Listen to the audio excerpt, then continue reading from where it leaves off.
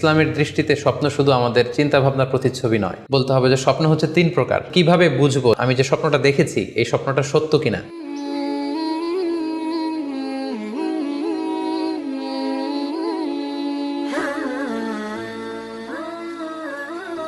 আসসালামু আলাইকুম ওয়া রাহমাতুল্লাহি ওয়া বারাকাতুহু। নাহমাদুহু ওয়া নুসাল্লি আলা রাসূলিহিল কারীম।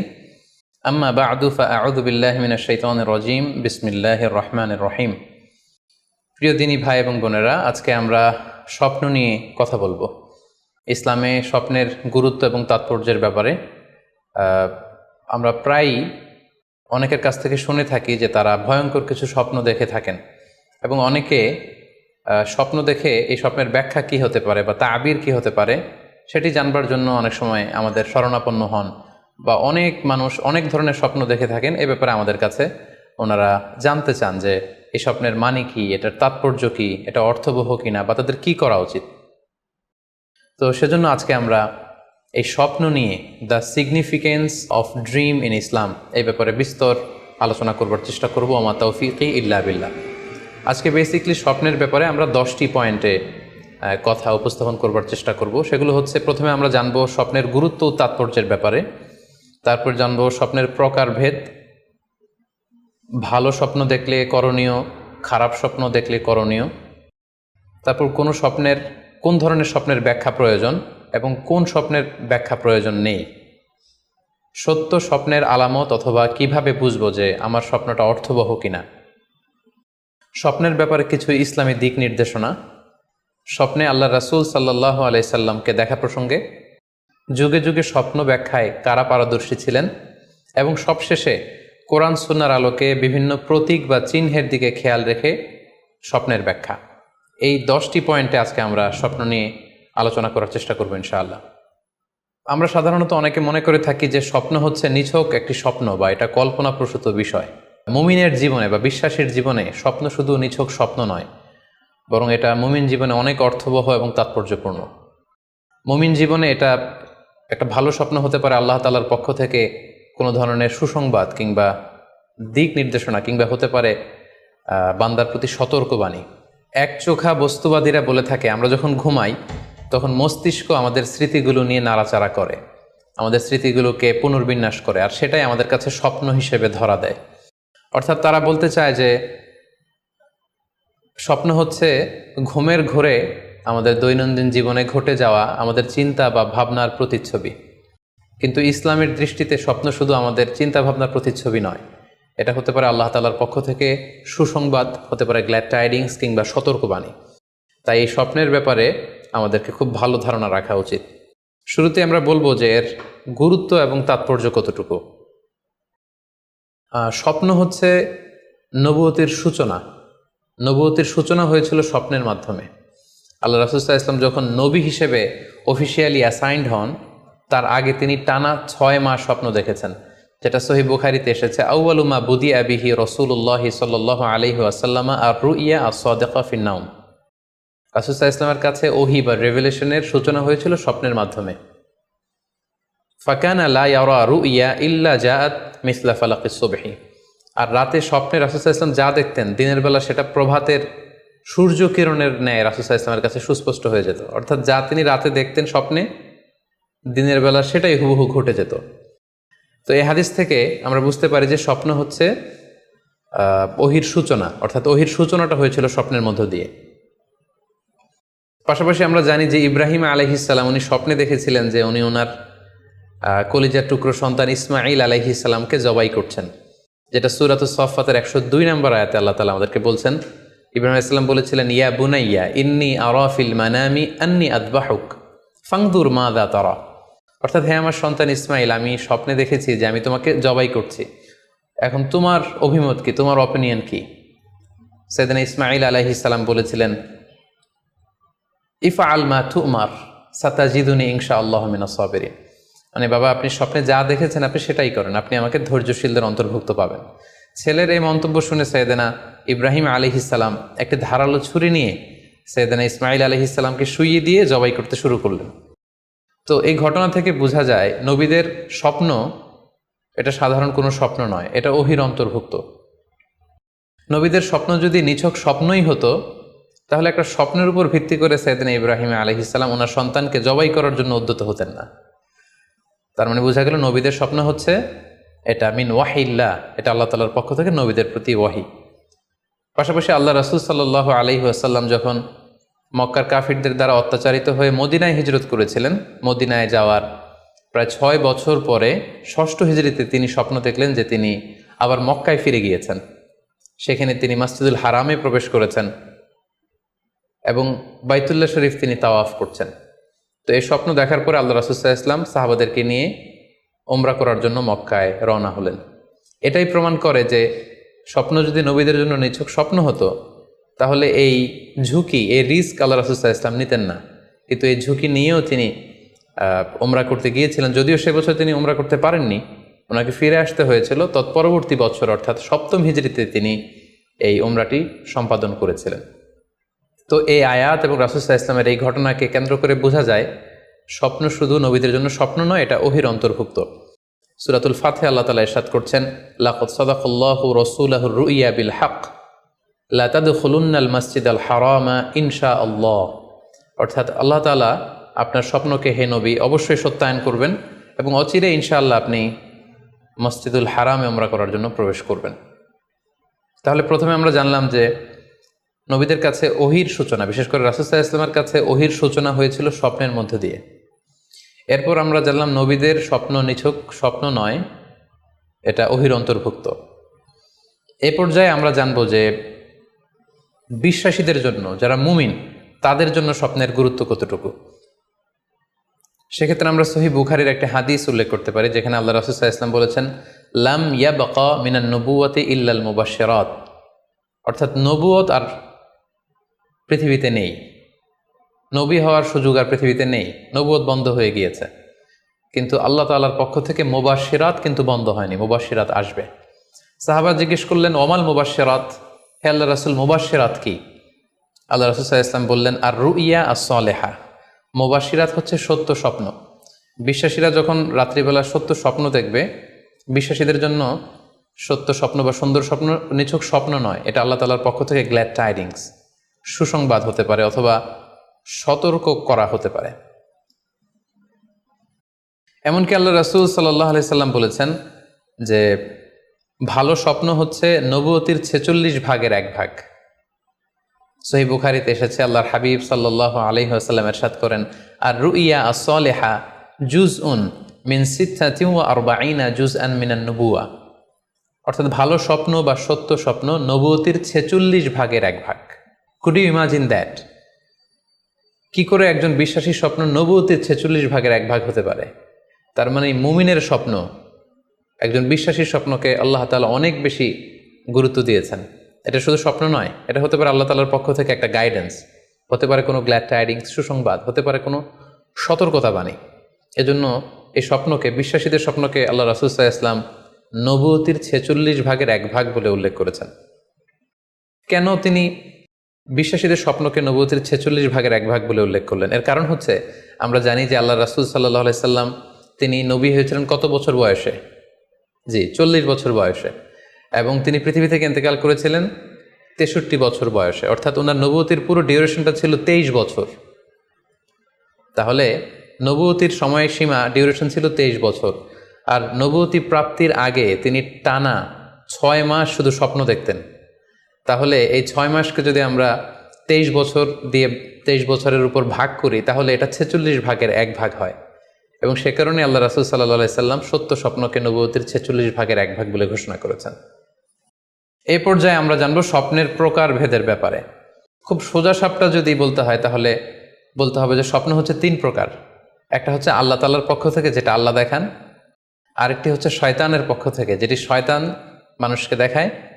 আরেকটি হচ্ছে নিজের পক্ষ থেকে, অর্থাৎ সারাদিন আপনি যেটা নিয়ে কনসার্ন, সারাদিন আপনি আপনার চিন্তা ভাবনার মধ্যে যেই জিনিসটাকে স্থান দেন, সেটাই আপনি রাত্রিবেলা দেখেন।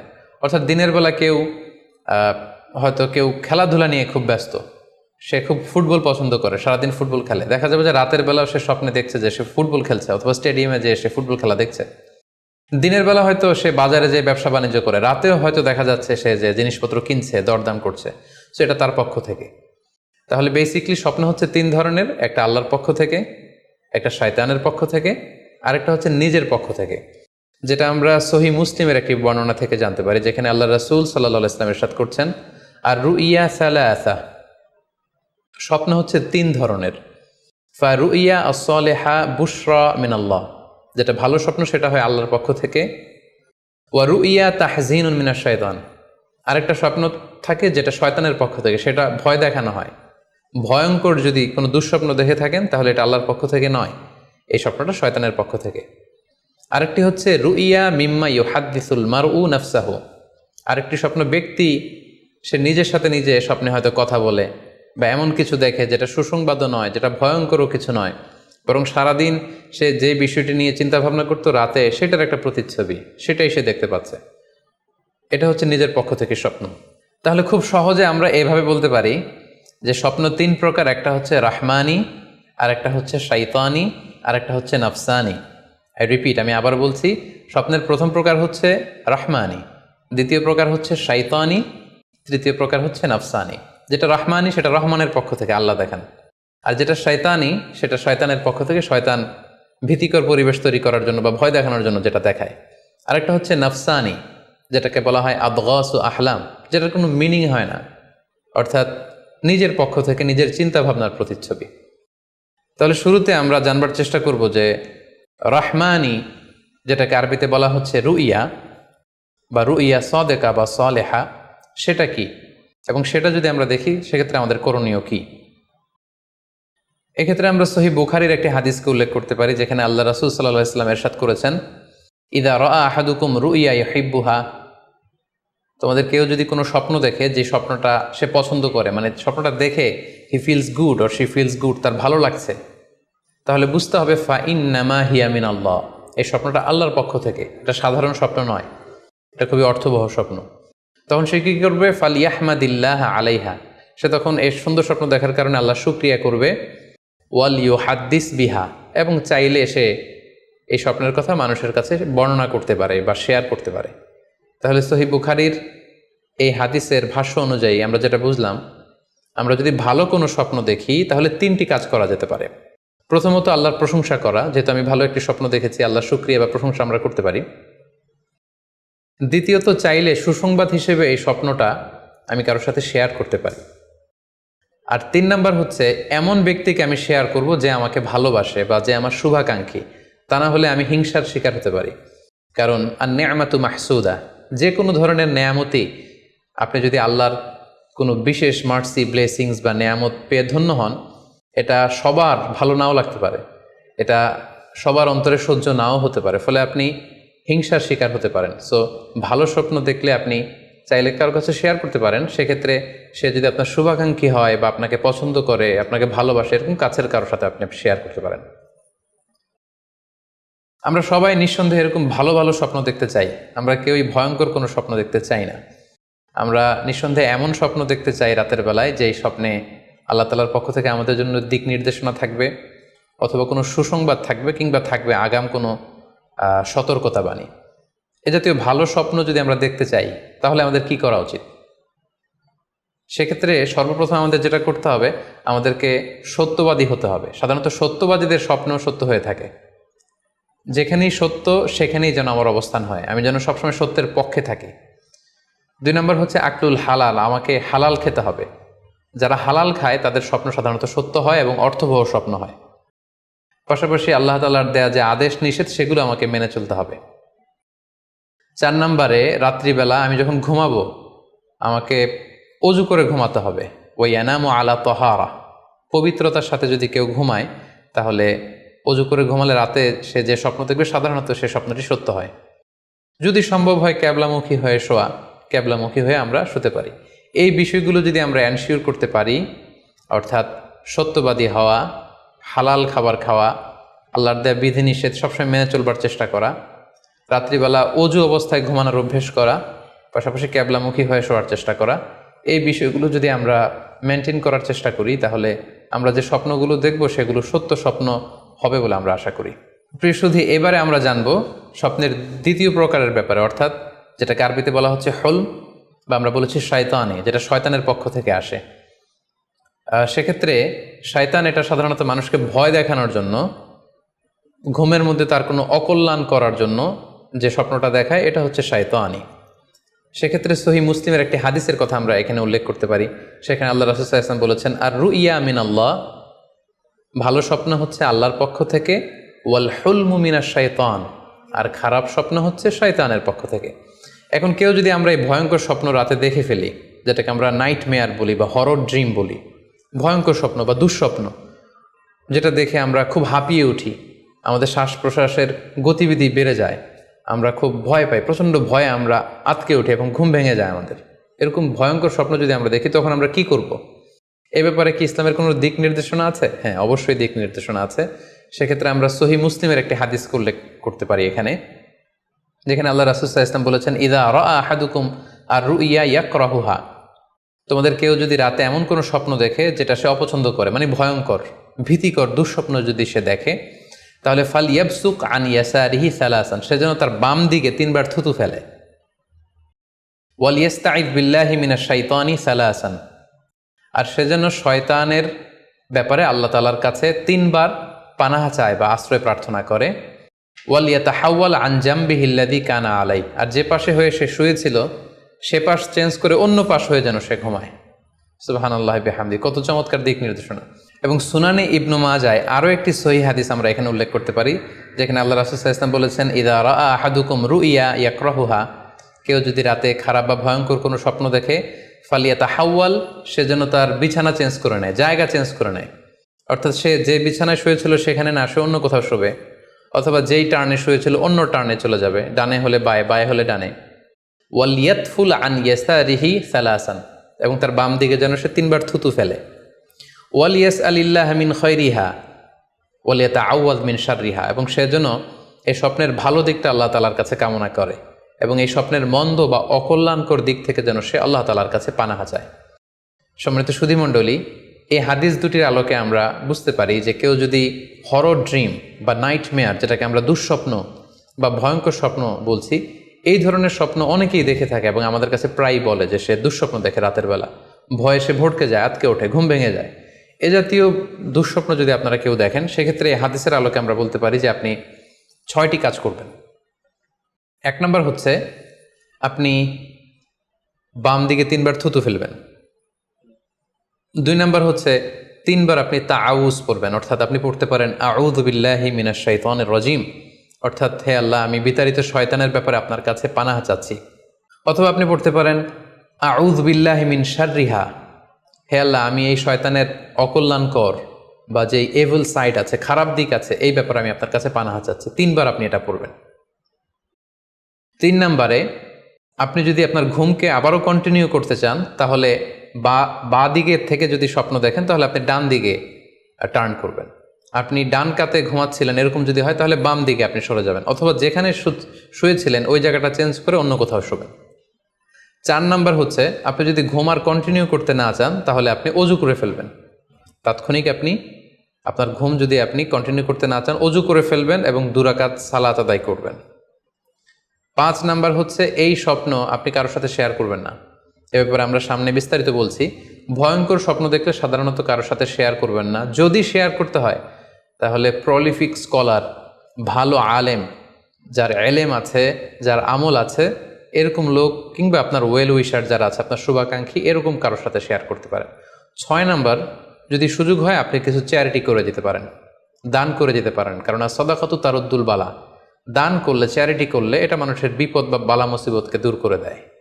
এ পর্যায়ে আমরা শুনব স্বপ্নের 3 নম্বর প্রকারের ব্যাপারে, অর্থাৎ যেটাকে আমরা বলেছিলাম আদগাস ও আহলাম বা নাফসানি। এটা আল্লাহ তাআলাও দেখান না, যেটা শয়তানও ভয় দেখানোর জন্য দেখায় না, বরং এটা আমার চিন্তা ভাবনার প্রতিচ্ছবি।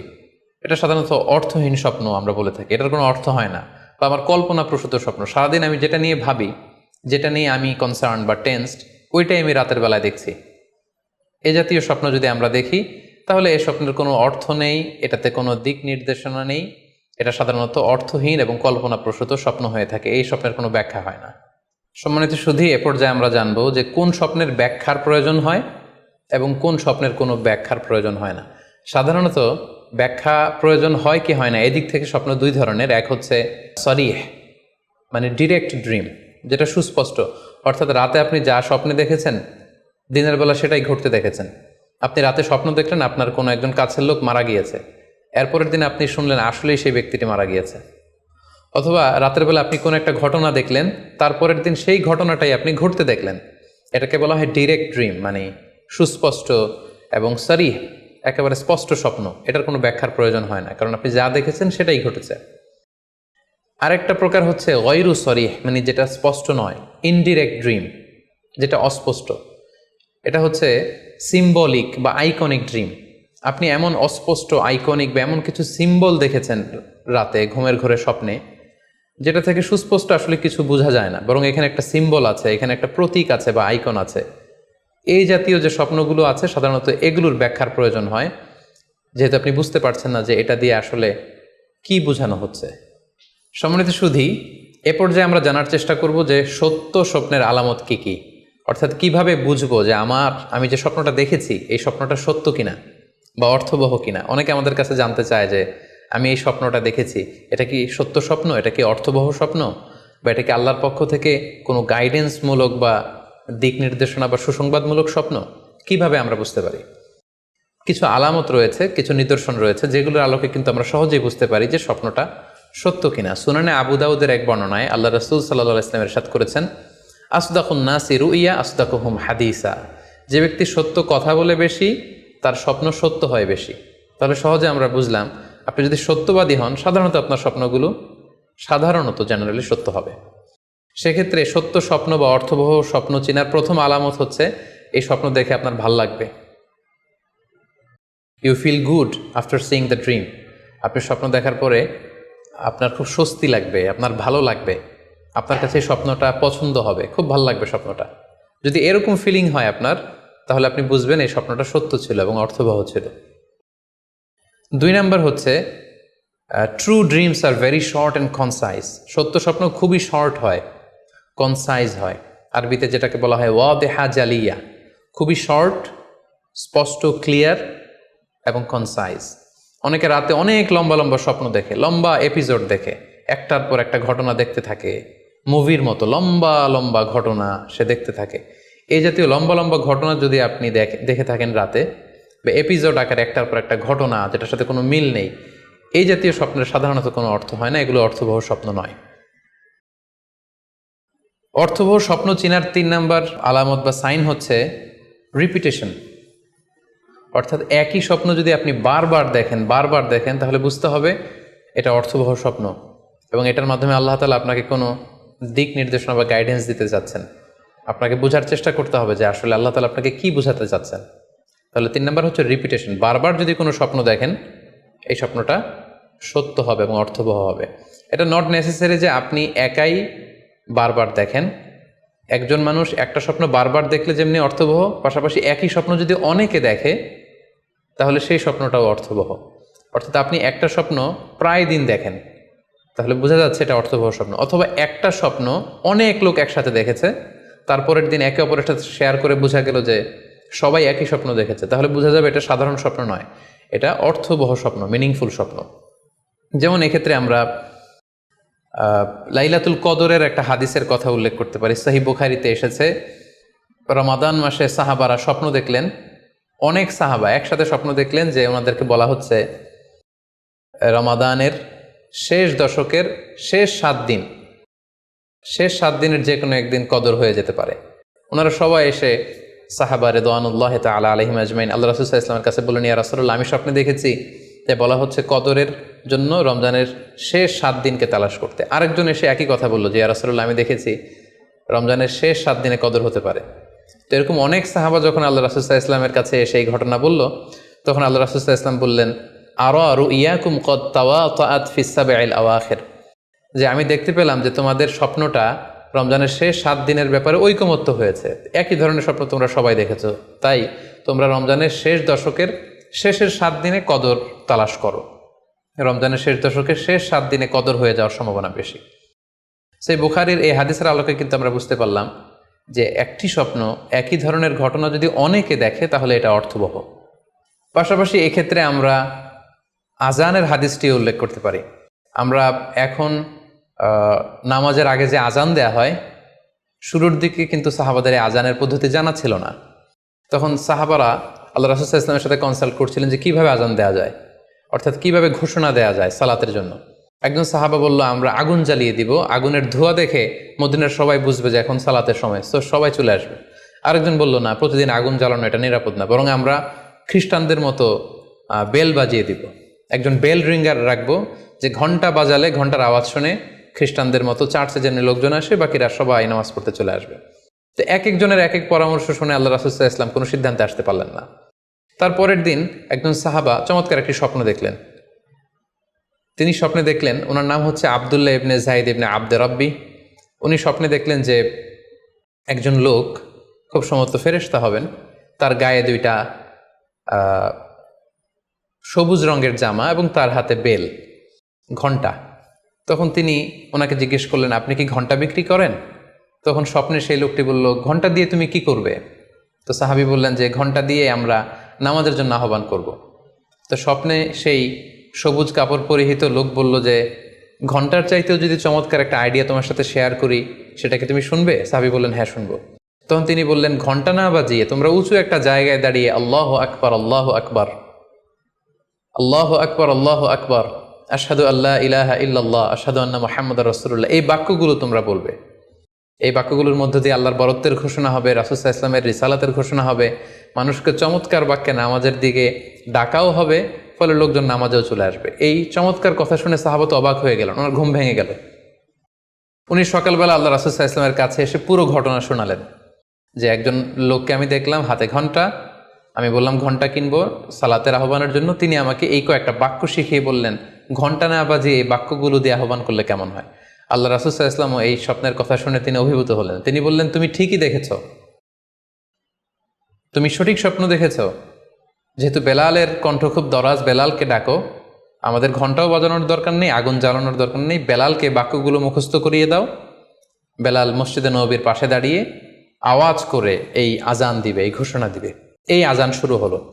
বেলাল রাদিয়াল্লাহু তাআলা আনহু একটা উঁচু জায়গায় দাঁড়িয়ে আল্লাহু আকবার, আল্লাহু আকবার বলে তিনি আজান দিতে শুরু করলেন। এই বাক্যগুলো শুনে সাইয়েদনা ওমরে ফারুক দৌড়াতে দৌড়াতে আল্লাহ রাসূল সাল্লাল্লাহু আলাইহি ওয়াসাল্লামের কাছে আসলেন।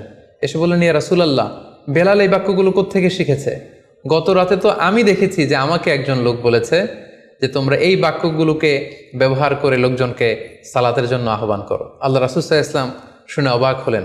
অর্থাৎ ওই সাহাবী ঠিক যেমন স্বপ্ন দেখেছেন, ইসলামের দ্বিতীয় খলিফা সাইয়েদনা ওমরে ফারুক রাদিয়াল্লাহু তাআলা আনহু উনিও একই স্বপ্ন দেখেছেন। তার মানে একই স্বপ্ন যদি একাধিক লোকজন দেখে থাকে, সেটা যেমনি অর্থবহ, আবার আপনি একাও যদি একটি স্বপ্ন বারবার বারবার দেখেন, সেটাও অর্থবহ। আমরা আজান যে কিভাবে ইন্ট্রোডিউস হলো মুসলিম কমিউনিটির মধ্যে, এই হাদিসের আলোকে বুঝতে পারি যে কোনো স্বপ্ন আপনি বারবার দেখলে বা অনেকে একই স্বপ্ন দেখলে সে স্বপ্নটা অর্থবহ হবে। অর্থবহ স্বপ্ন দেখার 4 নম্বর সাইন হচ্ছে শেষ রাতের স্বপ্ন সাধারণত অর্থবহ হয়, অর্থাৎ লাস্ট 1/3 অফ দ্য নাইট, রাতের শেষাংশে যদি আপনি ফজরের আগ দিয়ে যে স্বপ্নটা মানুষ দেখে, সাধারণত এই স্বপ্নটা অর্থবহ হয়, এটা সত্য স্বপ্ন হয়। কারণ এই টাইমে আল্লাহ তাআলা প্রথম আকাশে নেমে আসেন বা মনোনিবেশ করেন এবং ডাকতে থাকেন, কার রিজিকের দরকার আমি রিজিক দেব, কার অর্থের দরকার আমি অর্থ এর ব্যবস্থা করে দেব, কার কি দরকার আমার কাছে চাও, অসুস্থরা আমি তাদেরকে সুস্থ করে দেব। সো ওই টাইমে আল্লাহ তাআলার বিশেষ একটা রহমত পৃথিবীতে নেমে আসে, ফলে শেষ রাতের স্বপ্ন সাধারণত অর্থবহ স্বপ্ন হয়। পাশাপাশি হাদিসে এসেছে যে কিয়ামতের আগ দিয়ে মুমিনরা যে স্বপ্নগুলো দেখবে, এই স্বপ্নগুলো সাধারণত অর্থবহ হবে। অর্থাৎ কিয়ামতের একেবারে আগ মুহূর্তে যখন মুসলমানরা খুব স্ট্রাগল করবে, মুসলমানরা যখন খুব বিপদে থাকবে, তখন মুসলমানদের যে স্বপ্নগুলো তারা রাতের বেলা দেখবে, এগুলো মিথ্যা হবে না, বেশিরভাগ স্বপ্নই সত্য হবে, অর্থবহ হবে। যেটা আমরা সহিহ বুখারীর একটা হাদিস থেকে জানতে পারি, যেখানে আল্লাহ রাসূল সাল্লাল্লাহু আলাইহি ওয়াসাল্লাম ইরশাদ করেছেন, ইযা ইকতারাবা যামানু লাম তাকাদ রুইয়াল মুমিনি তাকযিব, অর্থাৎ কিয়ামতের সময় যত ঘনিয়ে আসবে, কাছাকাছি আসবে, মুমিন বা বিশ্বাসীদের স্বপ্ন ঠিক তত সঠিক হতে থাকবে। মুমিনদের তখনকার স্বপ্ন বেশিরভাগই সত্য হবে, সেটা মিথ্যা হবে না। তাহলে এই হাদিস থেকে আমরা জানলাম কিয়ামতের আগ দিয়ে মুমিনরা যে স্বপ্নগুলো দেখবে, এগুলো সত্য হবে, অর্থবহ হবে। এ পর্যায়ে আমরা জানবার চেষ্টা করব যে স্বপ্নের ব্যাপারে কিছু ইসলামের দিক নির্দেশনা রয়েছে। আমরা যদি এই দিক নির্দেশনাগুলো, গাইডেন্সগুলো মেনে চলি, তাহলে স্বপ্ন নিয়ে আমাদের খুব একটা কনফিউশনে থাকতে হবে না। সেক্ষেত্রে প্রথম গাইডলাইন হচ্ছে অপ্রয়োজনে স্বপ্ন অন্যের সাথে শেয়ার না করা। Do not mention the dream for interpretation accept a prolific scholar or any well wisher to you. কেউ যদি খুব বড় আলেম হয়ে থাকেন, শায়েখ হয়ে থাকেন, তার এলম আছে, আমল আছে, এরকম কারো কাছে শেয়ার করতে পারেন। অথবা আপনার শুভাকাঙ্ক্ষী, আপনাকে ভালো অ্যাডভাইস করতে পারে, আপনাকে পছন্দ করে, এরকম লোক ছাড়া কারো কাছে স্বপ্ন শেয়ার করা যাবে না। সুনানে তিরমিজিতে স্বপ্ন অন্যের সাথে শেয়ার না করার ব্যাপারে একটি হাদিস এসছে, যেখানে আল্লাহ রাসূল সাল্লাল্লাহু আলাইহি সাল্লাম বলেছেন, লা ইয়াকুসুহা ইল্লা আলা ওয়াদ্দিন, অর্থাৎ যে তোমাকে পছন্দ করে এমন কারো কাছে ছাড়া স্বপ্ন শেয়ার করবে না। অথবা আও জি রাইন, এমন লোক যে ডিসিশন দিতে পারে, he can advise you, he can provide you the right decision, এরকম লোক যদি আপনার কাছের শুভাকাঙ্ক্ষীদের মধ্যে থেকে কেউ থেকে থাকে, আপনি তার সাথে শেয়ার করতে পারেন। ওয়ালা ইউহাদ্দিসু বিহা ইল্লা লাবিবান আও হাবিবান, সে আপনার হাবিব, সে আপনার বন্ধু, সব কাছের লোক, বজম ফ্রেন্ড, আপনার শুভ কামনা করে সব সময়, এই জাতীয় লোকের কাছে আপনি স্বপ্ন শেয়ার করতে পারেন। অন্য এক বর্ণনায় এসেছে, ওয়ালা ইয়াকুসুর রুইয়া ইল্লা আলা আলিমিন আও নাসিহ, স্বপ্ন শেয়ার করতে হলে ভালো আলেমের কাছে শেয়ার করো, অথবা নাসিহ, যে তোমাকে ভালো অ্যাডভাইস করতে পারবে, উপদেশ দিতে পারবে, এরকম কারো কাছে শেয়ার করো, অন্য কারো কাছে নয়। সুনানে তিরমিজিতে এ ব্যাপারে একটি বাব রচনা করা হয়েছে, যে বাবু লা তাকুসুর রুইয়া ইল্লা আলা আলিম আও নাসিহ, আলেম বা শুভাকাঙ্ক্ষী নসিহতকারী ছাড়া কারো কাছে স্বপ্ন শেয়ার করা যাবে না। এর কারণ হচ্ছে, আমরা আগেই বলেছি যে আপনি স্বপ্নে যদি ভালো কিছু দেখে থাকেন, এটা এমন কারো কাছে যদি শেয়ার করেন যে আপনাকে পছন্দ করে না, তাহলে আপনি হিংসার শিকার হতে পারেন। সেক্ষেত্রে আমরা সূরা ইউসুফের 5 নম্বর আয়াতের কথা খেয়াল করতে পারি, যেখানে ইউসুফ আলাইহিস সালাম বলেছিলেন যে ইয ক্বালা ইউসুফু লি আবিহি ইয়া আবাতি ইন্নী রাআইতু আহাদা আশারা কাওকাবান ওয়া শামসা ওয়াল কমারা রাআইতুহুম লি সাজিদিন ক্বালা ইয়া বুনাইয়া লা তাকসুস রুইয়াকা আলা ইখওয়াতিকা ফায়াকিদু লাকা কাইদা। ছোট্ট ইউসুফ আলাইহিস সালাম তিনি স্বপ্নে দেখলেন যে চন্দ্র, সূর্য এবং আকাশের 11টা তারা সব কিছু ওনার সম্মানে সিজদায় লুটিয়ে পড়েছে। তো ইয়াকুব আলাইহিস সালাম ওনার ছেলেকে বললেন যে, বাবা ইউসুফ, খবরদার, সাবধান, এই স্বপ্নের কথা তুমি তোমার ভাইদেরকে বলতে যেও না। যদি তুমি তোমার ভাইদের সাথে এই চমৎকার স্বপ্নের কথা শেয়ার করো, তাহলে ফায়াকিদু লাকা কাইদা, তারা তোমাকে নিয়ে হিংসা করবে, ষড়যন্ত্র করবে। তাহলে আমরা বুঝলাম যে যার তার কাছে চাইলে আমরা স্বপ্ন শেয়ার করতে পারবো না, বরং এক্ষেত্রে বুঝে শুনে সাবধানে শেয়ার করতে হবে। এক্ষেত্রে মুস্তাদরেকে হাকিমে একটি চমৎকার হাদিস উল্লেখ হয়েছে, সেটি হচ্ছে কেন যে কারো কাছে স্বপ্ন শেয়ার করা যাবে না, করলে সমস্যা কি। সেক্ষেত্রে বলা হয়েছে যে ফাইন্না রুইয়া তাকাউ আলামা তুআব্বার, অর্থাৎ স্বপ্নের ব্যাখ্যা তেমনই হয়ে থাকে যেমন এটার ব্যাখ্যা করা হয়। এই ব্যাপারটা কিন্তু সাধারণ কোনো কথা নয়। আপনি একজনের কাছে, যার কোনো জ্ঞান নেই স্বপ্নের ব্যাপারে, হুট করে তার কাছে স্বপ্নের ব্যাখ্যা জানতে চাইলেন, আর তিনিও হুট করে এমন একটা ব্যাখ্যা করে দিল, ফলে দেখা যাবে উনি যেটা ব্যাখ্যা করেছেন সেটাই ঘটবে আপনার জীবনে। সো স্বপ্নের কথা যে কারো কাছে বলতে নেই। ফাইন্না রুইয়া তাকাউ আলামা তুআব্বার, কেননা স্বপ্নের ব্যাখ্যা তেমন হয়ে থাকে যেমন এটার ব্যাখ্যা করা হয়। সো ব্যাখ্যা যদি কেউ করতে চান, আপনি ভালো ব্যাখ্যা করবেন, জেনে শুনে বুঝে তার শুভাকাঙ্ক্ষী হয়ে সুন্দর ব্যাখ্যা করবেন, কেননা খারাপ কোনো ব্যাখ্যা করে দিলে সেই ব্যাখ্যাই হয়ে যেতে পারে।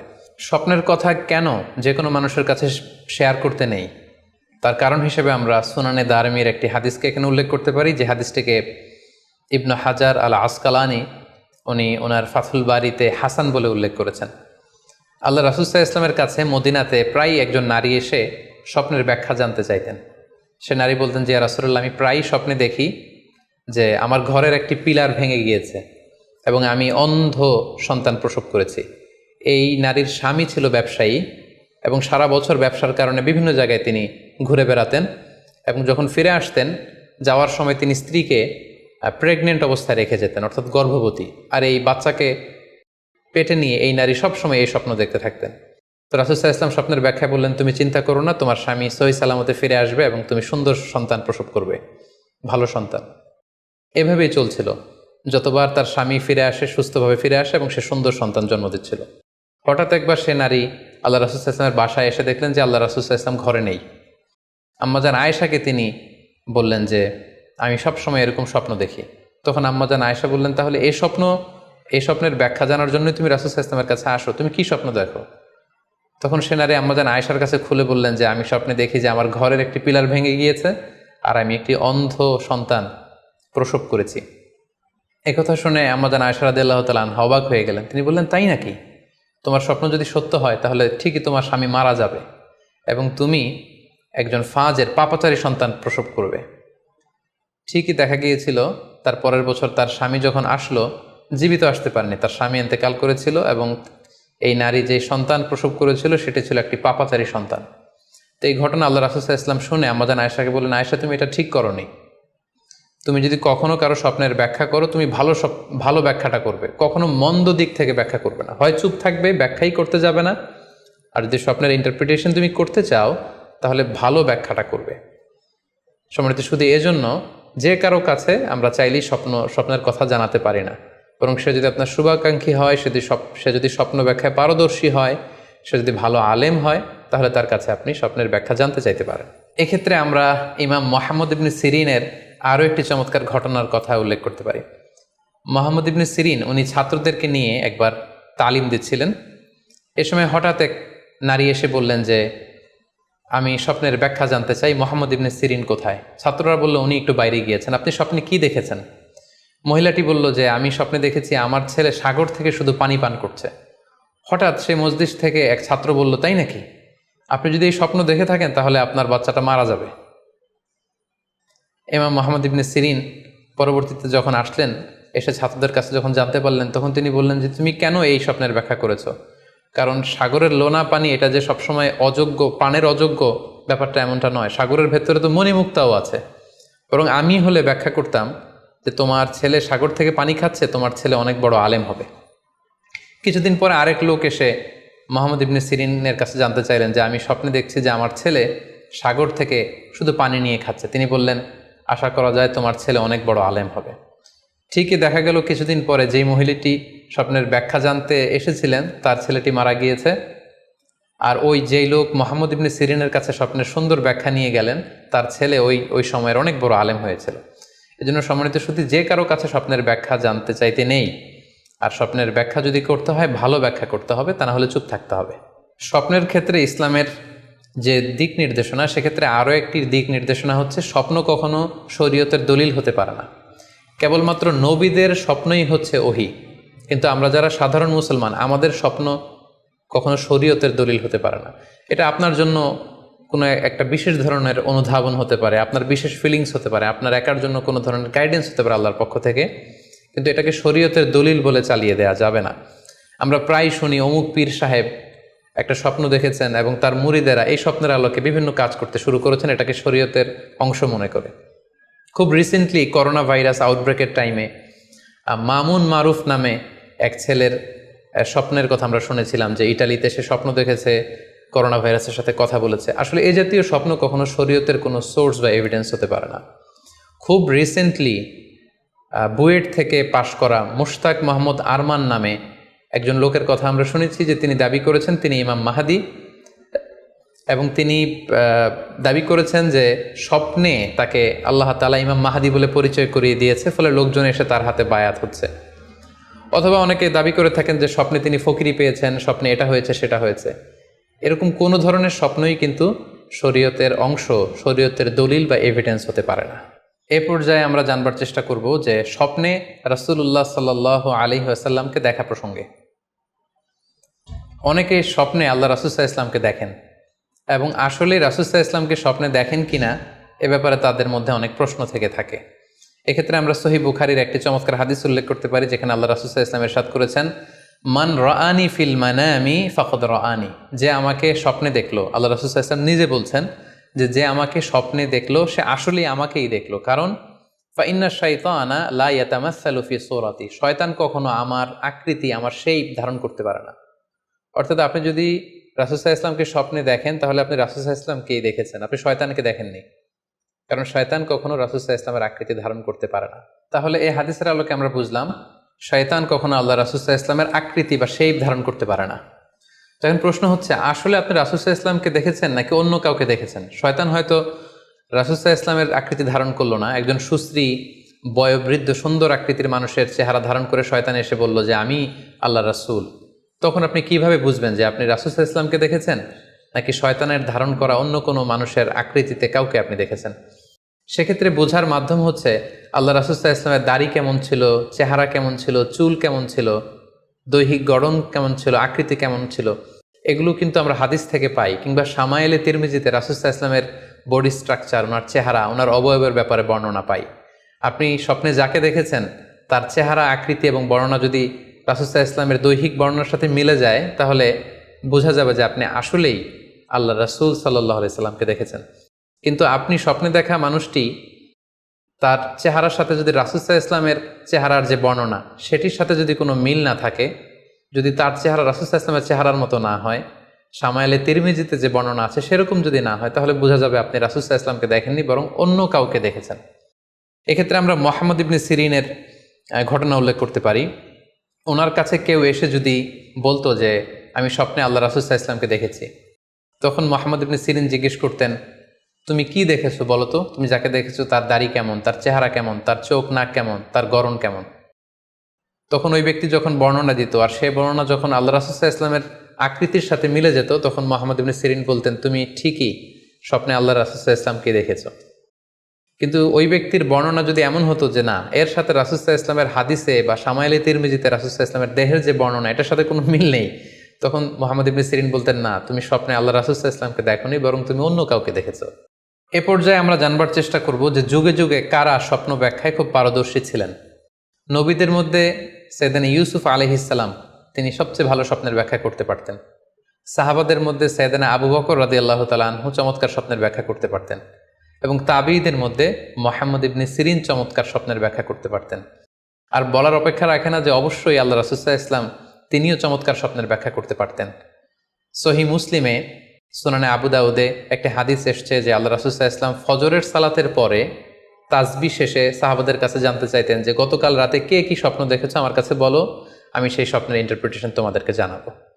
কানা নবী সাল্লাল্লাহু আলাইহি ওয়াসাল্লাম ইযা সাল্লা সুবহা আকবালা আলাইহিম বিওয়াজহিহি ফাকালা হাল রাআ আহাদুম মিনকুম আল বারিহাতা রুইয়া। সহিহ মুসলিমের বর্ণনা, ফজরের নামাজের পর তিনি প্রত্যেকদিন জিজ্ঞেস করতেন, গতকাল রাতে কেউ কি কোনো ভালো স্বপ্ন দেখেছো, কেউ কি কোনো স্বপ্ন দেখেছো, আমার কাছে উল্লেখ করো, আমি এটার ব্যাখ্যা করে দিব। সম্মানিত শুধু আমরা বলছিলাম যে ইউসুফ আলাইহিস সালাম খুব ভালো স্বপ্নের ব্যাখ্যা করতে পারতেন, এবং সূরা ইউসুফের 111 নম্বর আয়াতে ব্যাপারে আল্লাহ উল্লেখ করেছেন সাইয়েদনা ইউসুফ আলাইহিস সালামের কথা, যে তিনি বলেছেন, রব্বি কদ আতাইতানি মিনাল মুলকি ওয়া আল্লামতানি মিন তা'ওয়িলিল আহাদিস।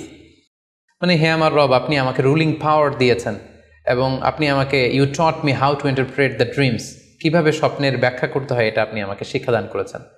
এবং সূরা ইউসুফে আমরা জানি যে 3টি স্বপ্নের কথা সেখানে উল্লেখ রয়েছে। ইউসুফ আলাইহিস সালাম নিজেই একটি স্বপ্ন দেখেছিলেন ছোটবেলায়, তারপর দুজন প্রিজনার ইউসুফ আলাইহিস সালামের সাথে জেলখানায় ছিল, তাদের 2টা স্বপ্নের ব্যাখ্যা তিনি করে দিয়েছেন, এবং মিশরের তৎকালীন যে রাজা কিং, সেই কিংয়ের স্বপ্নের ব্যাখ্যাও সাইয়েদনা ইউসুফ আলাইহিস সালাম করে দিয়েছিলেন। সাহাবীদের মধ্যে সাইয়েদনা আবু বকর রাদিয়াল্লাহু তাআলা আনহু চমৎকার স্বপ্নের ব্যাখ্যা করতে পারতেন, এবং আল্লাহ রাসূল সাল্লাল্লাহু আলাইহি ওয়াসাল্লামও মাঝে মাঝে ইচ্ছা করে আবু বকর রাদিয়াল্লাহু তাআলা আনহুর কাছে স্বপ্নের ব্যাখ্যা জানতে চাইতেন, এবং আবু বকর রাদিয়াল্লাহু তাআলা আনহু নিজেও মাঝে মাঝে ইচ্ছা করে রাসূল সাল্লাল্লাহু আলাইহি ওয়াসাল্লামের কাছে বলতেন যে, ইয়া রাসূলুল্লাহ, এই স্বপ্নের ব্যাখ্যাটা আমি করি। আল্লাহ রাসূল সাল্লাল্লাহু আলাইহি ওয়াসাল্লাম তখন আবু বকর রাদিয়াল্লাহু তাআলা আনহুকে স্বপ্নের ব্যাখ্যা করার অনুমতি প্রদান করতেন। এক্ষেত্রে আমরা আল খাসাইসুল কুবরা, জালালউদ্দিন সুয়ুতির লেখা, সেখানকার একটি বর্ণনার কথা উল্লেখ করতে পারি, যেখানে আল্লাহ রাসূল সাল্লাল্লাহু আলাইহি সাল্লাম আবু বকর রাদিয়াল্লাহু তাআলা আনহুর কাছে একটি স্বপ্নের উল্লেখ করলেন। বললেন, আবু বকর, আমি গত রাতে স্বপ্নে দেখেছি যে তুমি আর আমি দুজন মিলে দৌড় প্রতিযোগিতা করছি, এবং দেখলাম যে আমি তোমার 2.5 গজ সামনে, তুমি আমার 2.5 গজ পেছনে, অর্থাৎ আমি এই দৌড় প্রতিযোগিতায় বিজয় লাভ করেছি এবং তুমি আমার 2.5 হাত পেছনে। এর ব্যাখ্যা কি হতে পারে? তখন সাইয়েদনা আবু বকর রাদিয়াল্লাহু তাআলা আনহু বললেন, ইয়া রাসূলুল্লাহ, আমার মনে হচ্ছে যে আপনি আমার আগে পৃথিবী থেকে বিদায় নেবেন, এবং আপনার ইন্তেকালের 2.5 বছর পরে আমি পৃথিবী থেকে বিদায় নিব। অর্থাৎ আপনি আমার 2.5 বছর আগে পৃথিবী ছাড়বেন, আর আমি আপনার 2.5 বছর পরে পৃথিবী ছাড়ব। এবং আমরা যদি বাস্তবতা এবং ইতিহাস খেয়াল করি, তাহলে আমরা সেটাই দেখব যে আল্লাহ রাসূল সাল্লাল্লাহু আলাইহি সাল্লামের ইন্তেকালের 2.5 বছর পরে সাইয়েদনা আবু বকর রাদিয়াল্লাহু তাআলা আনহু তিনি ইন্তেকাল করেছিলেন। সাইয়েদনা আবু বকর রাদিয়াল্লাহু তাআলা আনহুর স্বপ্ন ব্যাখ্যার পারদর্শিতা নিয়ে আমরা এক্ষেত্রে মুস্তাদরিকে হাকিমের একটি হাদিস উল্লেখ করতে চাই, যেখানে এই হাদিসটি মুস্তাদরিকে হাকিমেও এসেছে, সুনানে আবু দাউদেও এসেছে, এবং হাদিসটি সহিহ। আম্মা জান আয়েশা রাদিয়াল্লাহু তাআলা আনহা, উনি একটি স্বপ্ন দেখলেন যে আকাশ থেকে 3টি চাঁদ ওনার ঘরে খসে পড়েছে। এবং এই স্বপ্ন দেখে তিনি ওনার পিতা আবু বকর রাদিয়াল্লাহু তাআলা আনহুকে জিজ্ঞেস করলেন যে আমি স্বপ্নে দেখেছি যে আকাশের 3টি চাঁদ এসে আমার ঘরে পড়েছে, এর ব্যাখ্যা কি হতে পারে?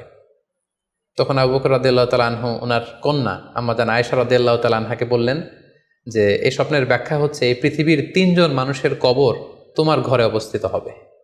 সুবহানাল্লাহি বিহামদি। এবং আমরা জানি যে আল্লাহ রাসূল সাল্লাল্লাহু আলাইহি ওয়াসাল্লাম যখন ইন্তেকাল করলেন তখন আল্লাহ রাসূল সাল্লাল্লাহু আলাইহি ওয়াসাল্লামকে কবর দেওয়া হয়েছিল আম্মা জান আয়েশা রাদিয়াল্লাহু তাআলা আনহার ঘরে। এবং তখন আবু বকর রাদিয়াল্লাহু তাআলা আনহু বলেছিলেন যে আয়েশা, তোমার কি মনে আছে তুমি যে একটা স্বপ্নের ব্যাখ্যা আমার কাছে জানতে চেয়েছিলে যে 3টি আকাশের চাঁদ তোমার ঘরে খসে পড়েছে, এই দেখো আল্লাহ রাসূল সাল্লাল্লাহু আলাইহি ওয়াসাল্লামের কবর তোমার ঘরে হয়েছে, তুমি জেনে রেখো যে 3টা চাঁদের শ্রেষ্ঠ চাঁদ হচ্ছে এটি। এবং আমরা এও জানি যে আবু বকর রাদিয়াল্লাহু তাআলা আনহু ইন্তেকালের পরে আম্মা জান আয়েশার ঘরেই কবর হয়েছে এবং ওমরে ফারুকের কবরও আম্মা জান আয়েশা রাদিয়াল্লাহু তাআলা আনহুর ঘরেই অবস্থিত। তাহলে এই হাদিসগুলোর আলোকে আমরা বুঝতে পারি যে সাহাবাদের মধ্যে আবু বকর রাদিয়াল্লাহু তাআলা আনহু ছিলেন স্বপ্ন ব্যাখ্যায় সবচেয়ে পারদর্শী।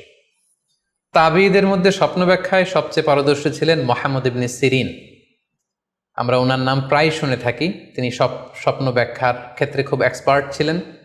তিনি উসমান রাদিয়াল্লাহু তাআলা আনহু যখন ইসলামের খলিফা তখন বসরা নগরীতে মুহাম্মদ ইবনে সিরিন জন্মগ্রহণ করেন এবং অনেক সাহাবা থেকে তিনি অনেক হাদিস বর্ণনা করেছেন। এবং তিনি ইমাম আবু হানিফা আলাইহি রাহমার সমসাময়িক ছিলেন। ইমাম আবু হানিফা একবার স্বপ্নে দেখলেন যে তিনি আল্লাহ রাসূল সাল্লাল্লাহু আলাইহি ওয়াসাল্লামের কবর খুঁড়ছেন অথবা কবরের লাশ বের করছেন কিংবা কাফন বের করছেন। এই স্বপ্ন দেখে ইমামুল আযম আবু হানিফা রাহিমাহুল্লাহ উনি বিচলিত হয়ে গেলেন যে এই আমি কি স্বপ্ন দেখলাম যে আমি রাসূল সাল্লাল্লাহু আলাইহি ওয়াসাল্লামের কবর খুঁড়ছি, সেখান থেকে কাফন বের করছি। কেউই এই স্বপ্নের ব্যাখ্যা করতে পারলেন না। তখন ইমাম মুহাম্মদ ইবনে সিরিনের কাছে যখন জানতে চাওয়া হলো তখন মুহাম্মদ ইবনে সিরিন বললেন যে হাযা রাজুলুন ইউহয়ি সুন্নাত রাসূলিল্লাহ, অর্থাৎ যে ব্যক্তি এই স্বপ্ন দেখেছে তার মাধ্যমে আল্লাহ রাসূল সাল্লাল্লাহু আলাইহি ওয়াসাল্লামের হাদিসের বা সুন্নাহর পুনর্জীবন হবে। তিনি রাসূল সাল্লাল্লাহু আলাইহি ওয়াসাল্লামের সুন্নাহগুলোকে পুনরুজ্জীবন দান করবেন, পুনরুজ্জীবিত করবেন। এবং বাস্তবে আমরা এটাই দেখেছি যে ইমাম আবু হানিফার চিন্তা, ওনার থট, ওনার মাযহাব গোটা বিশ্বে সমৃদ্ধি লাভ করেছে, মানুষ এটাকে গ্রহণ করেছে। ওনার বুদ্ধিবৃত্তিক যে চিন্তা, ওনার ফিকহি ইস্তেমবাদগুলো গোটা বিশ্বে আল্লাহ রাসূল সাল্লাল্লাহু আলাইহি ওয়াসাল্লামের হাদিসগুলোকে আরও প্রাণবন্তভাবে মুসলিম উম্মার কাছে রিপ্রেজেন্ট করেছে। আমরা আপাত দৃষ্টিতে মনে হচ্ছিল যে এটা একটা খারাপ স্বপ্ন, যে ইমাম আবু হানিফা তিনি রাসূল সাল্লাল্লাহু আলাইহি ওয়াসাল্লামের কবর খুঁড়ছেন, লাশ বের করছেন বা কাফন বের করছেন। কিন্তু মুহাম্মদ ইবনে সিরিন চমৎকার ব্যাখ্যা করেছেন যে হাযা রাজুলুন ইউহয়ি সুন্নাত রাসূলিল্লাহ, এই লোক তো এমন লোক হবে যে রাসূল সাল্লাল্লাহু আলাইহি ওয়াসাল্লামের সুন্নাহকে পুনরুজ্জীবন দান করবে। এই পর্যায়ে আমরা জানবার চেষ্টা করব যে কোরআন সুন্নাহর আলোকে বিভিন্ন সিম্বল বা প্রতীক বা চিহ্নের দিকে খেয়াল রেখে স্বপ্নের ব্যাখ্যা করা। আমরা বলেছিলাম যে কিছু কিছু স্বপ্ন আছে খুব সফিস্টিকেটেড, সিম্বলিক বা আইকনিক, যেখানে কোনো ইঙ্গিত দেয়া হচ্ছে, ইঙ্গিতবহ, এবং যেটার ইন্টারপ্রিটেশন না করলে এটা দিয়ে আসলে কি বোঝানো হচ্ছে এটা বোঝা যায় না। সেক্ষেত্রে কোরআন সুন্নাহর আলোকে, স্কলারদের অভিজ্ঞতার আলোকে কিছু আইকন বা সিম্বল, এগুলোর মিনিং কি হতে পারে সে ব্যাপারে আমরা জানবার চেষ্টা করব। এক্ষেত্রে আমরা বলবো যে কেউ যদি স্বপ্নে রশি দেখে, স্বপ্নে যদি সে রশি দেখে তাহলে এটা গুড সাইন। এটা কেমন যেন আল্লাহর সাথে একটা প্রতিশ্রুতির সাথে সম্পৃক্ত, কারণ আল্লাহ তাআলা কোরআনে ইরশাদ করেছেন ওয়াতাসিমু বিহাবলিল্লাহি জামিআ। আরবিতে রশি আরবি হচ্ছে হাবল, মানে ওয়াতাসিমু বিহাবলিল্লাহি জামিআ, তোমরা আল্লাহর রজ্জু বা রশিকে আঁকড়ে ধরো। তাহলে রশি দেখা মানে এখানে আমরা আল্লাহর ওয়াদাগুলো যেন পূরণ করি, আল্লাহর আনুগত্য যেন আমরা প্রপারলি করতে পারি, এটা ইঙ্গিত করছে। এরপর স্বপ্নে যদি আমরা কাক দেখি, এটা সাধারণত একটা নেগেটিভ সাইন বহন করে, কারণ কাককে আল্লাহ রাসূল সাল্লাল্লাহু আলাইহি ওয়াসাল্লাম ফাসিক বা ফুয়াইসিক বলেছেন। সো আমরা যদি স্বপ্নে কাক দেখি এটাকে আমরা পজিটিভ কোনো সাইন মনে না করে নেগেটিভ সাইন মনে করতে পারি। তৃতীয়ত, আমরা যদি স্বপ্নে লম্বা কাপড় দেখি এটা গুড সাইন।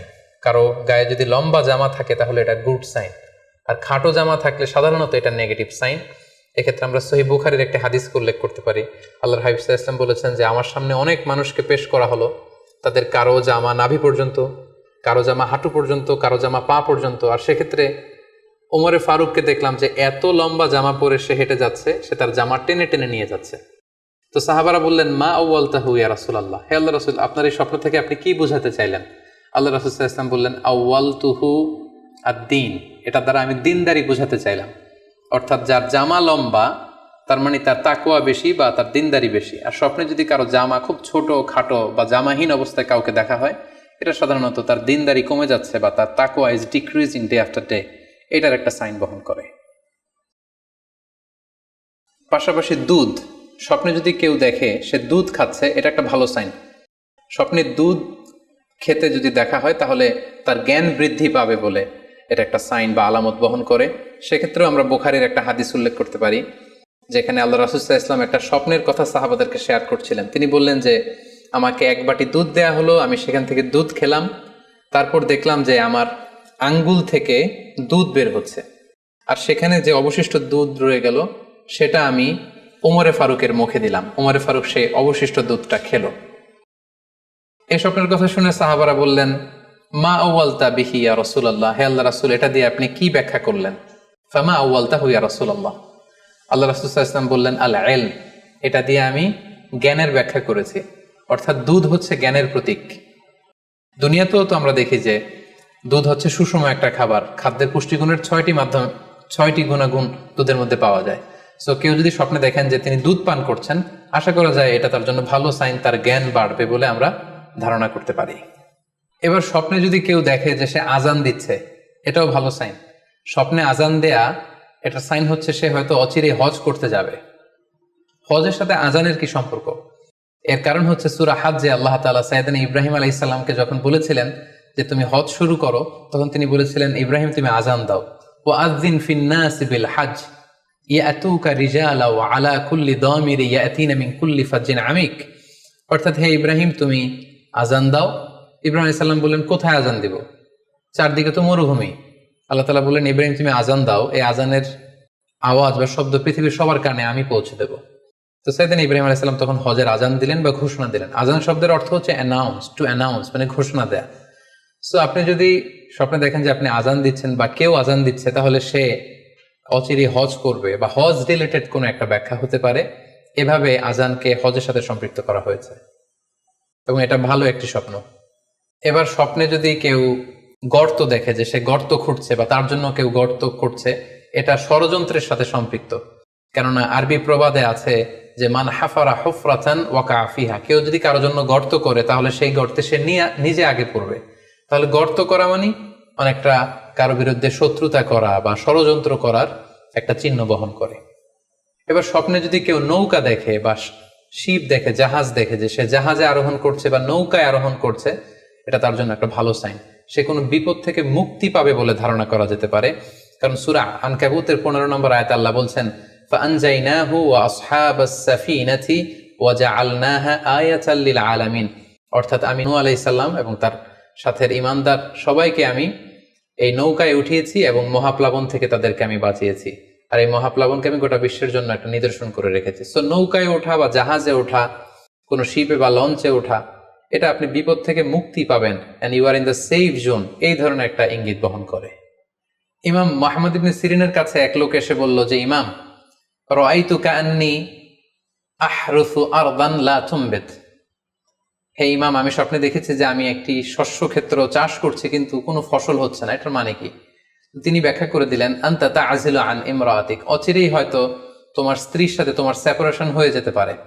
কারণ কোরআনে স্ত্রীকে শস্য ক্ষেত্রের সাথে তুলনা করা হয়েছে মেটাফরিক্যালি। সূরা বাকারার 223 নম্বর আয়াতে আল্লাহ বলছেন, নিসাউকুম হারসুল লাকুম ফাআতু হারসাকুম আন্না শি'তুম। অর্থাৎ তোমাদের স্ত্রীরা হচ্ছে তোমাদের শস্য ক্ষেতের মতো, তোমরা যেভাবে খুশি এই শস্য ক্ষেত্রটাকে সুন্দরভাবে চাষাবাদ করতে পারো। তাহলে শস্য ক্ষেতের সাথে বা ক্রপ ল্যান্ডসের সাথে আপনার স্ত্রীর সাথে সম্পর্ক হওয়া বা সেপারেশন হওয়া, এইভাবে ইঙ্গিত নেওয়া যেতে পারে।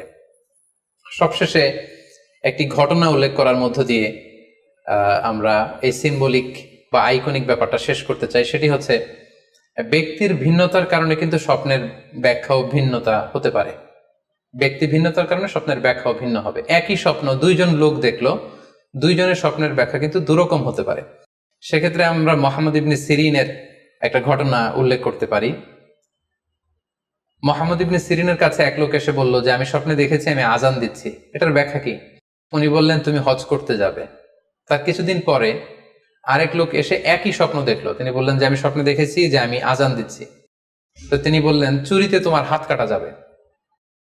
তো ওনার ছাত্ররা দুইজন লোকের কাছে দুই ধরনের উত্তর দেওয়ার কারণে অবাক হয়ে জিজ্ঞেস করলেন যে, হে ইমাম, একই স্বপ্ন দুইজন দেখলো, কিন্তু আপনি এক একজনকে এক এক উত্তর কেন দিলেন? তো তিনি বললেন যে, এই দুইজনকে আমি চিনি এবং তাদের ব্যক্তিগত জীবন সম্পর্কে আমি জানি। সো তাদের জীবন আচরণ, তাদের ব্যক্তিত্বের কারণে আমি দুই ধরনের ব্যাখ্যা করেছি। প্রথম জনের ব্যাখ্যা করেছি আমি সূরা হজের আলোকে, কারণ সূরা হজে আল্লাহ ইব্রাহিম আলাইহিস সালামকে বলেছেন, ওয়া আযযিন ফিন-নাসি বিল হজ, তুমি মানুষের মাঝে হজের জন্য আজান দাও, ঘোষণা দাও। সো সেই লোকটি আজান দিয়েছে, তার মানে আশা করা যায় সে হজে যাবে। আর দ্বিতীয় লোকটির স্বপ্নের ব্যাখ্যা আমি করেছি সূরা ইউসুফের আলোকে। সূরা ইউসুফে একটি আয়াত আছে, সুম্মা আযযানা মুআযযিনুন আইয়াতুহাল আইর ইন্নাকুম লাসারিকুন, অর্থাৎ মিশরের কিং এর একটি পানপাত্র চুরি হয়ে গিয়েছিল। ইউসুফ আলাইহিস সালাম ইচ্ছা করে সেটা তার ভাই ইয়ামিনের খাদ্যের প্যাকেটের ভেতরে ঢুকিয়ে দিয়েছিলেন। আর তখন সেখানকার স্টাফরা বা সৈনিকেরা আজান দিয়েছিল, মানে ঘোষণা দিয়ে বলেছিল, হে ক্যারাভান, হে কাফেলার লোকেরা, তোমরা চুরি করেছো। তো তিনি মুহাম্মদ ইবনে সিরিন বললেন যে, দ্বিতীয় লোকটার ব্যাপারে আমি জানি, সে আসলে অসাধু একজন লোক, এবং তার ক্ষেত্রে সে স্বপ্নে যেহেতু আজান দিতে দেখেছে, সে কখনো হজে যাবে না, বরং সূরা ইউসুফের আলোকে চুরিতে তার হাত কাটা যাবে। তো এভাবে আমরা কোরআন সুন্নাহর আলোকে বা স্কলারদের যে অভিব্যক্তি, সেগুলোর আলোকে স্বপ্নের মধ্যে থেকে যেগুলো সিম্বলিক, আইকনিক, যেগুলো ইঙ্গিতবহ, এগুলোর ব্যাখ্যা আমরা এভাবে করতে পারি। সম্মানিত শুধু এই ছিল স্বপ্ন নিয়ে আমাদের আজকের আলোচনা। আমরা এই আলোচনা থেকে বুঝতে পারলাম যে স্বপ্ন তিন ধরনের হতে পারে। কোনোটা আল্লাহ দেখান দিক নির্দেশনার জন্য বা সুসংবাদ স্বরূপ, কোনোটা শয়তানের পক্ষ থেকে ভয় দেখানোর জন্য, আর কোনোটা হচ্ছে আমাদের চিন্তা ভাবনার প্রতিচ্ছবি। আর স্বপ্ন যতটা সম্ভব অন্যের কাছে না শেয়ার করতে পারলেই ভালো। বিশেষ করে যদি আপনি ভয়ঙ্কর দুঃস্বপ্ন দেখে থাকেন, সেক্ষেত্রে এমন লোকের কাছে আপনি শেয়ার করুন যে আপনাকে পছন্দ করে, যার কোরআন সুন্নাহর জ্ঞান আছে, যার মধ্যে এলেম আছে, আমল আছে। আর আপনাদের কারো কাছে যদি আপনাদের ফ্রেন্ডস অ্যান্ড ফ্যামিলির কেউ বা আশেপাশের কেউ এসে যদি হুট করে তার স্বপ্নের কথা বলে দেয়, আপনি হুট করে তার ইন্টারপ্রিটেশন বা ব্যাখ্যা করতে যাবেন না। আপনি বেটার হয় যে আপনি চুপ থাকবেন, অথবা আপনি যদি ব্যাখ্যা করতে চান তাহলে ভালো ব্যাখ্যা করবেন। আল্লাহ তাআলা আমাদের সবাইকে কথাগুলো বুঝার ও আমল করার তৌফিক দান করুক। হাযা মা ইনদি ওয়াল ইলমু ইনদাল্লাহ, আলাইহি তাওয়াক্কালতু ওয়া ইলাইহি উনীব। ওয়াসসালামু আলাইকুম ওয়া রাহমাতুল্লাহি ওয়া বারাকাতুহু।